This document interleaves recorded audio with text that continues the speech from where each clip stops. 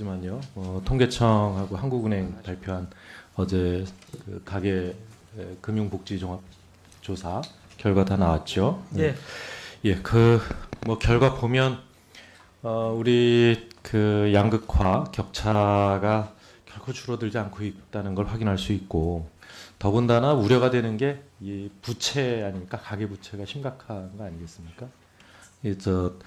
소득이 증가하는 속도에 비해서 부채가 증가하는 속도가 훨씬 높았어요. 그러니까 가구당 평균 소득 증가율이 2.4%였는데 평균 부채 증가율이 6.4%였습니다. 4%나 더 높습니다. 이 얘기는 그만큼 가계가 더 어려워질 것이다 이런 거고, 또 내년 가계 부채를 지금 1,300조에서 이제 내년 가면 1,500조까지 올라갈 거다 이렇게 예측을 하고 있지 않습니까?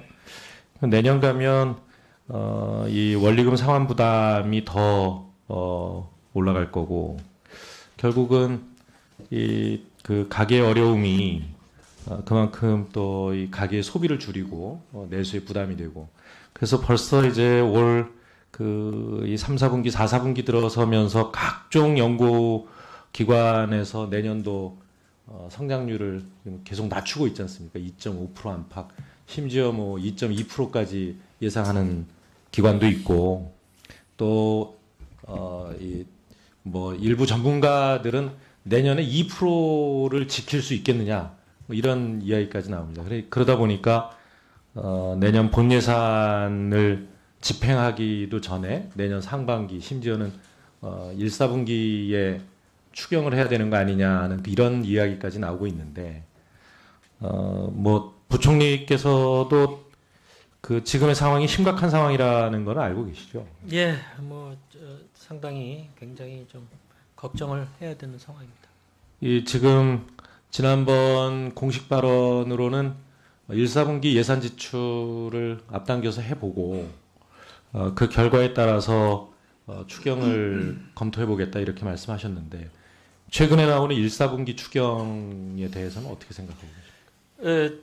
이제 지금 이미 이제 그 배정 계획은 굉장히 그 상반기에 앞당겨지고 이게 되어 있습니다. 그래서 이제 그대로 정말 그것이 효과 있도록 하겠다는 말씀이 지난번에 드린 말씀이고요. 네, 그리고 1, 4분기의 지표를 보고 저희가 추경을 그러니까 아직까지는 1, 4분기 추경은 검토하고 있지 않다 이런 말씀이시죠? 예, 지금 우리가 1월, 2월에 추경을 편성하기에는 우선 과연 추경 요건을 맞추느냐 하는 문제도 있을 수가 있고요. 아직은 그래서 저는 이게 예산으로 또 추경 편성을 한다고 그 추경이 바로 편성될 수 있는가, 또 그 효과 있는 추경이 될 수 있는가 노력을 해봐야 되겠습니다만, 이런 문제도 있고 해서, 그러니까 예산이 수반되지 않더라도 정책의 변화를 통해서 가계의 숨통을 터줄 수 있는 방안들을 모색해보자. 물론 여러 가지 의견이 있을 수 있겠습니다만 그 중에 하나가 그 임대차 보호법의 개정이란 말이에요. 상가나 주택 임대료 그 계약갱신 청구권을 준다든가, 그래서 현재의 조건으로 계속 계약을 할 수 있게 한 텀을 더 연장시켜 준다든가, 또 전월세 상한제 같은 거를 통해서 그 임대료가 상승하는 것을 억제를 해준다든가, 이런 방안도 유효한 방안이 될 수 있다 이렇게 여러 차례 이야기를 해왔는데, 부총리께서는 어떻게 생각하십니까? 예, 그 상권에 대한 것은 지금도 이제 의원님 잘 아시다시피 지금도 이제 계약갱신 청구권이 있는 것이고, 그래서 그 부분 지금 5년으로 돼 있는 걸 더 늘려주자. 예, 근데 이제 그것을 늘리는 것이냐 아니면 그와 같은 소위 아까도 잠깐 다른 의원님 질의에 답변했습니다. 젠트리피케이션 문제를 해결하기 위한 다른 여러 가지 그렇게 실질적인 부담을 늘리지 못하도록 하는 것이 필요하냐면 저희는 그 후자의 것을 해야 된다고 생각을 하고요. 전월세 상한제, 이제 가계 주택에서는 전월세 상한제와 이제 계약갱신 청구권이 같이 가지 않으면 효과가 없는 것은 의원님도 잘 아실 것이고, 그래서 같이 도입을 한다고 그랬을 때는 잘못하면 지금 사실 전월세 자체는 조금 안정이 되어 있는 상태입니다. 그런데 그 상황에서 이것을 도입을 하면 소위 앞당겨서 해버리는 과거의 예와 같은 그런 경우가 있을 것을 저희가 걱정을 합니다. 그래서 지금은 조금 지켜봐야 될 때가 아닌가 이렇게 생각을 합니다. 그 부총리께서도 저 지난 19대 국회에서 서민주거복지특위 할 때 네, 이 국토부 장관을 하셨으니까 그때 제가 여러 차례 또 지적을 해드린 바가 있는데 이게 그 계약 기간을 1년에서 2년으로 늘리는 거 하고 지금 2년 아니 과거에 네, 과거에 그 1년에서 2년으로 늘린 그 법 개정하고 계약 갱신은 이 계약 기간은 그대로 두고 한 번 더 연장할 수 있게 해주는 건데 그렇게 되면 현재의 계약 조건으로 연장을 하는 것이기 때문에 그리고 그 계약자와 연장을 하는 것이기 때문에 신규 계약을 하면서 기존의 계약보다 훨씬 그 앞으로 뭐 2년간 계약할 걸 4년간 계약한다고 미리 미루어서 4년간 인상할 거를 미리 땡겨서 반영하는 이런 일은 발생하지 않는다. 이런 것을 여러 차례 말씀드렸을 텐데요. 의원님 그 위험성은 상존한다고 봐야 될 것입니다. 그 새로 신규로 하는 데 있어서는 그 분명히 그 시세 그렇지 않습니다. 기존 계약을 2년 연장하는 것인데 그것을 연장해 주시는 건데요. 그러나 네. 항상 신규라는 건 또 있거든요. 신규는 있을 수 있지만 그런 면에서 보면 지금 말씀하신 현재 그 전세 시장 임대 시장이 굉장히 안정돼 있지 않습니까? 0.1%대로 안정돼 있는 이런 상황이 오히려 역으로 그런 제도를 도입할 수 있는 혹일 수 있다라고 하는 점을 다시 한번 검토를 해보시기 바랍니다. 예, 그 안정화를 찾고 있는데 거기다가 밀 땡겨서 올리는 것을 하면은 자칫하면 그것은 또 그대로 불안의 요인이 될 수도 있죠.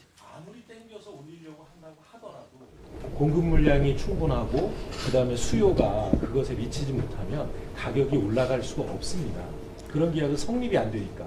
의원님 그 공급 물량이라는 것이 뭐 주택 역시 임대차 시장에서 공급 물량이라는 것은 고정 불변의 것이 아니지 않습니까? 그런 측면이 있다는 말씀을 드립니다. 잘 아시는 것처럼 특히 과거의 임대 시장과 지금 달라진 것이 월세 비중이 굉장히 높아졌어요. 한 45% 안팎까지 올라갔지 않습니까? 예. 그리고 그 월세 비중 45% 중에 이 일부는 뭐냐면 반전세입니다.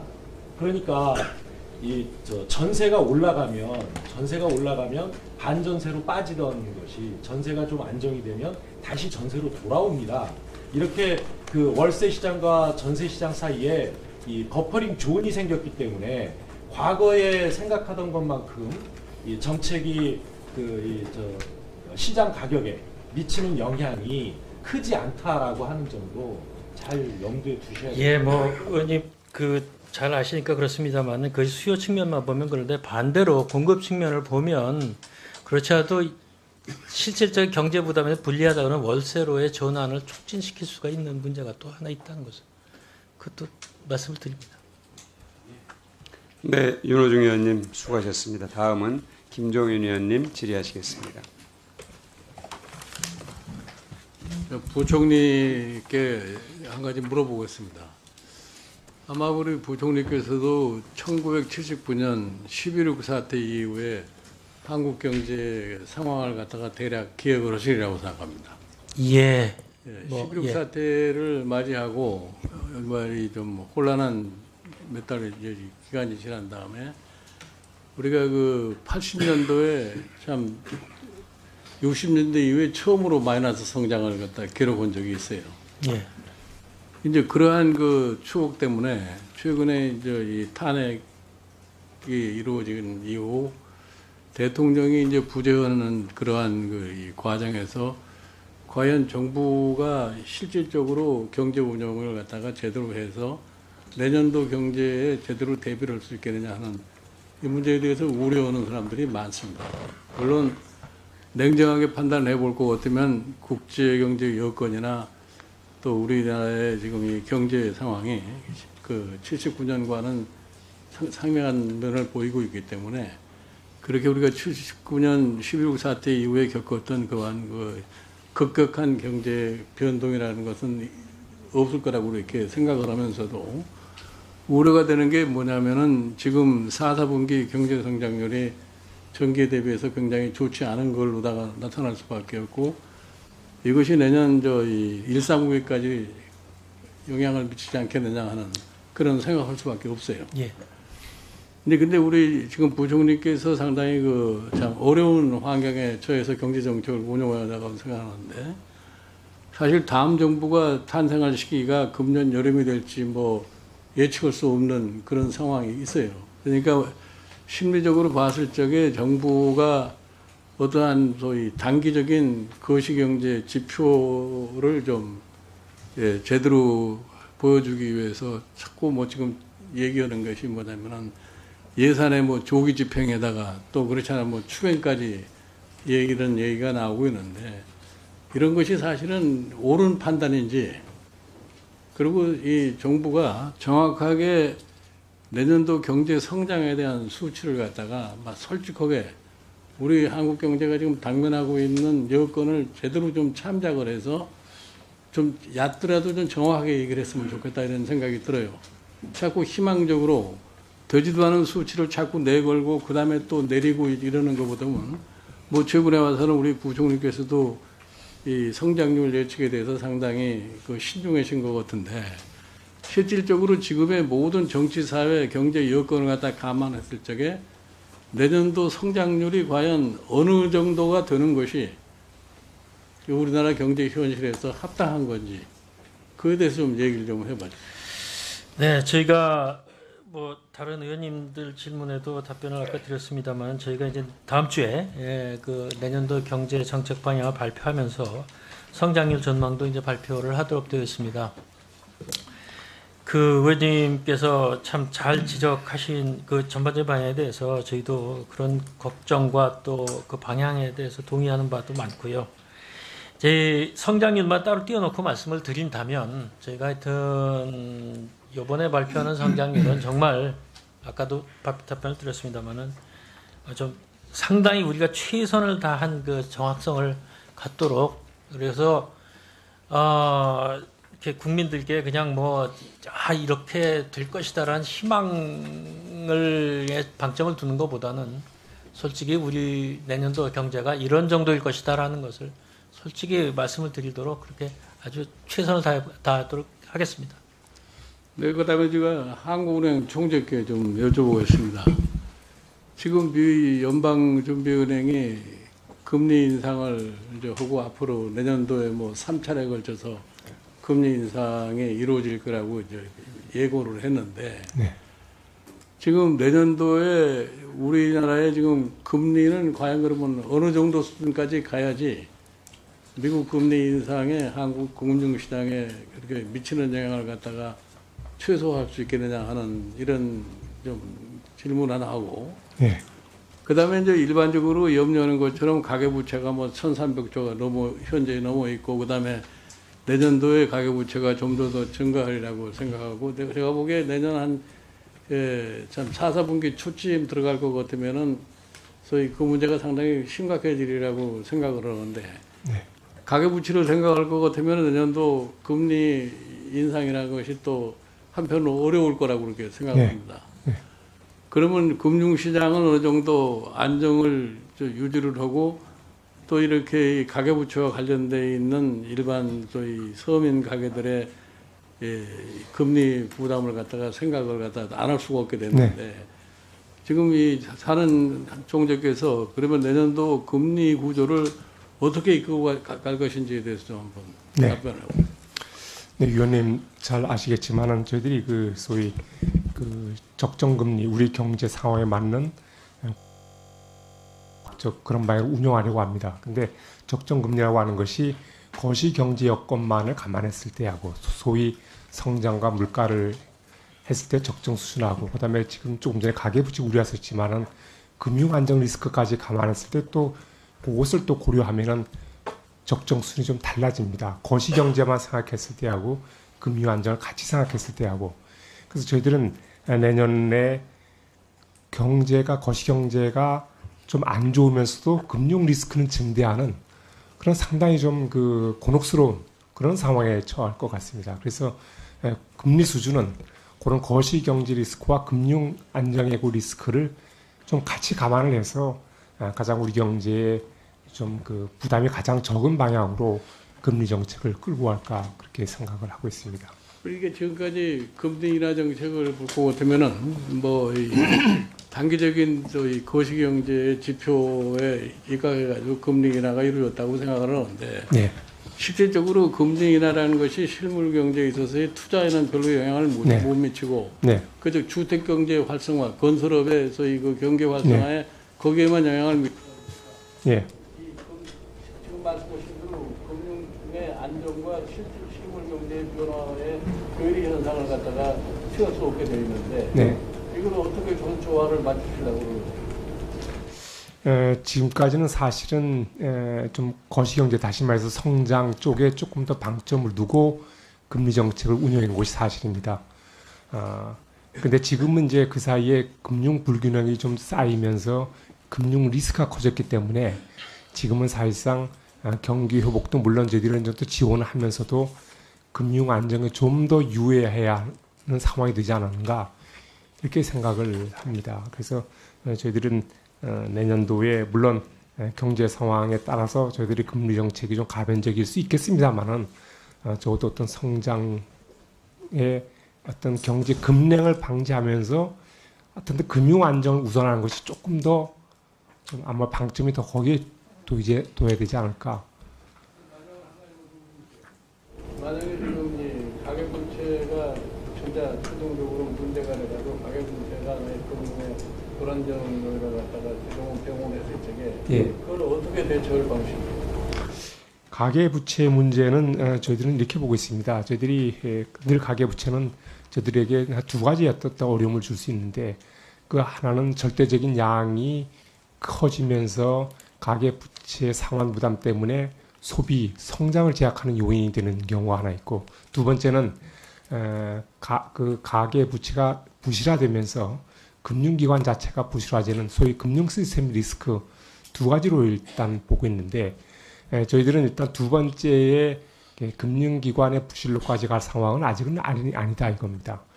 그래서 결국은 저희들이 가계부채의 중점은 거시경제에 계속 부담이 되지 않도록 하기 위해서 앞으로의 가계부채를 소득 수준 이하로 가계부채 증가를 억제하는 그런 장기적인 정책을 피고 단기적으로는 취약 가구의 어떤 그 상환 부담 증대에 따른 소위 디폴트 그에 대한 대책은 있어야 되겠다. 그래서 그것은 1차적으로 재정에서 그런 사회 그 안정망 차원에서 취약 가구에 대한 대책이 마련되어야 될 것으로 보고 한국은행 입장에서는 그것이 자칫 금융 안정까지 이어진다면 한국은행도 그런 데 대한 어떤 그 좀 역할 같은 것도 좀 생각해 둬야겠다. 그래서 그걸 저희들이 일종의 컨틴전시 플랜 차원에서 취약 가구가 상환 부담이 증대되면서 거기서 위험이 터졌을 때의 상황은 저희들이 좀 비상계획 차원에서 저희들이 안은 좀 갖고 있습니다. 네, 김종인 위원님 수고하셨습니다. 다음은 이현재 위원님 질의하시겠습니다. 네, 새누리당 경제안에서 내년도 성장률을 계속 낮추고 있지 않습니까? 2.5% 안팎, 심지어 뭐 2.2%까지 예상하는 기관도 있고, 또 뭐 일부 전문가들은 내년에 2%를 지킬 수 있겠느냐 뭐 이런 이야기까지 나옵니다. 그러다 보니까 내년 본 예산을 집행하기도 전에 내년 상반기 심지어는 1, 4분기에 추경을 해야 되는 거 아니냐는 이런 이야기까지 나오고 있는데 뭐 부총리께서도 그 지금의 상황이 심각한 상황이라는 걸 알고 계시죠? 예, 상당히 굉장히 좀 걱정을 해야 되는 상황입니다. 지금 지난번 공식 발언으로는 1, 4분기 예산 지출을 앞당겨서 해보고 그 결과에 따라서 추경을 검토해보겠다 이렇게 말씀하셨는데 최근에 나오는 1, 4분기 추경에 대해서는 어떻게 생각하고 계십니까? 이제 지금 이미 이제 그 배정 계획은 굉장히 그 상반기에 앞당겨지고 이게 되어 있습니다. 그래서 이제 그대로 정말 그것이 효과 있도록 하겠다는 말씀이 지난번에 드린 말씀이고요. 네, 그리고 그래서 1사분기의 지표를 보고 저희가 네, 추경 그러니까 아직까지는 결정시켰다. 1사분기 추경은 검토하고 있지 않다 이런 말씀이죠. 예, 지금 뭐 우리가 1월, 2월에 추경을 편성하기에는 우선 과연 추경 요건을 맞추느냐 하는 문제도 있을 수가 있고요. 아직은 그렇지 않습니다. 그래서 저는 이게 예산으로 또 추경 편성을 한다고 그 추경이 바로 편성될 수 있는가, 또 그 효과 있는 추경이 될 수 있는가 노력을 해봐야 되겠습니다만, 이런 문제도 있고 해서, 그러니까 예산이 수반되지 않더라도 정책의 변화를 통해서 가계의 숨통을 터줄 수 있는 방안들을 모색해보자. 물론 여러 가지 의견이 있을 수 있겠습니다만 그 중에 하나가 그 임대차 보호법의 개정이란 말이에요.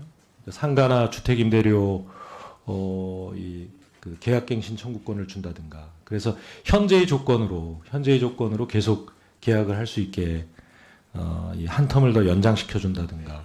또 전월세 상한제 같은 거를 통해서 그 임대료가 상승하는 것을 억제를 해준다든가. 뭐 이런 방안도 유효한 방안이 될 수 있다. 이렇게 여러 차례 이야기를 해왔는데 부총리께서는 어떻게 생각하십니까?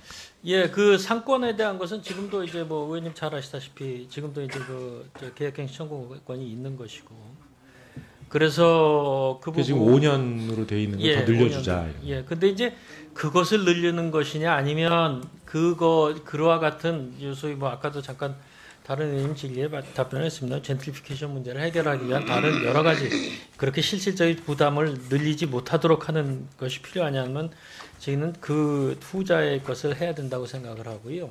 전월세 상한 이제 가계 주택에서는 전월세 상한제와 이제 계약갱신 청구권이 같이 가지 않으면 효과가 없는 것은 뭐 의원님도 잘 아실 것이고, 그래서 같이 도입을 한다고 그랬을 때는 잘못하면 지금 사실 전월세 자체는 조금 안정이 되어 있는 상태입니다. 그런데 그 상황에서 이것을 도입을 하면 소위 앞당겨서 해버리는 과거의 예와 같은 그런 경우가 있을 것을 저희가 걱정을 합니다. 그래서 지금은 조금 지켜봐야 될 때가 아닌가 이렇게 생각을 합니다. 그 부총리께서도 저 지난 19대 국회에서 서민주거복지특위 할 때 네. 국토부 장관을 하셨으니까 그때 제가 여러 차례 또 지적을 해드린 바가 있는데, 이게 그 계약 기간을 1년에서 2년으로 늘리는 거 하고 지금 2년 하지만요.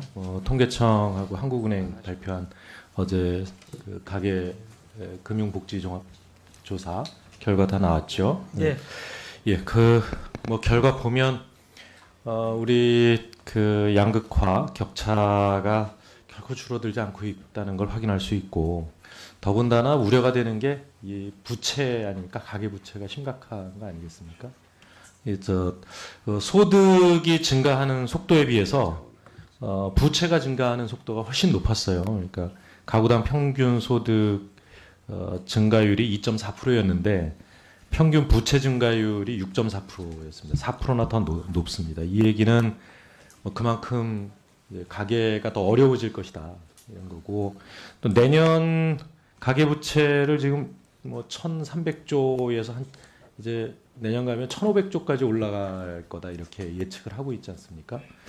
내년 가면 이 원리금 상환 부담이 더 올라갈 거고, 결국은 이 그 가계 어려움이 그만큼 또 이 가계의 소비를 줄이고 내수의 부담이 되고, 그래서 벌써 이제 올 그 이 3, 4분기, 4, 4분기 들어서면서 각종 연구 기관 과거에 그 1년에서 2년으로 늘린 그 법 개정하고 계약 갱신은 이 계약 기간은 그대로 두고 한 번 더 연장할 수 있게 해주는 건데, 그렇게 되면 현재의 계약 조건으로 연장을 하는 것이기 때문에, 그리고 그 계약자와 연장을 하는 것이기 때문에 신규 계약을 하면서 기존의 계약보다 훨씬 그 앞으로 뭐 2년간 계약할 걸 4년간 계약한다고 미리 미루어서